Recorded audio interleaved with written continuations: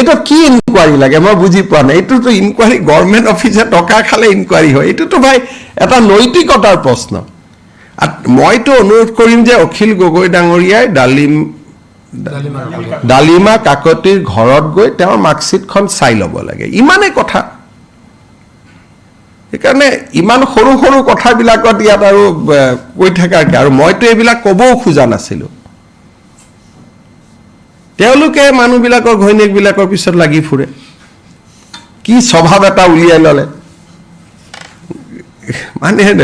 ৰাজনীতি কৰিব লাগে ভাই যাৰ লগত যুঁজিব খুজিছ তাৰ লগত যুঁজ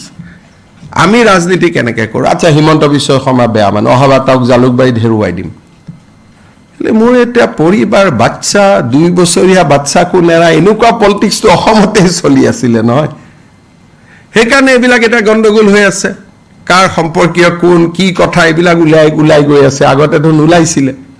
এটা কি ইনকোয়ারি লাগে মই বুঝি পোৱা নাই এইটো তো ইনকোয়াৰি গভৰ্নমেন্ট অফিসে টকা খালে ইনকোয়াৰি হয় এইটো তো ভাই এটা নৈতিকতাৰ প্ৰশ্ন আৰ মইতো অনুৰোধ কৰিম যে অখিল গগৈ ডাঙৰীয়াই ডালিমা কাকতিৰ ঘৰত গৈ তেওঁৰ মাৰ্কশিটখন চাই ল'ব লাগে ইমানে কথা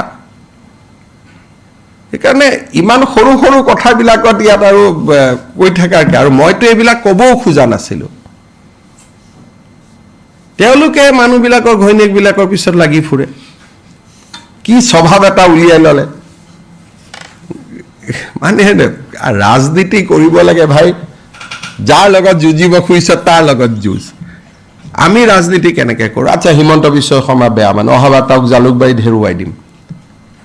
মোৰ এতিয়া পৰিবাৰ বাচ্চা 2 বছৰীয়া বাচ্চাকো নেৰা এনেকুৱা পলিটিক্সটো অসমতে চলি আছিলে নহয়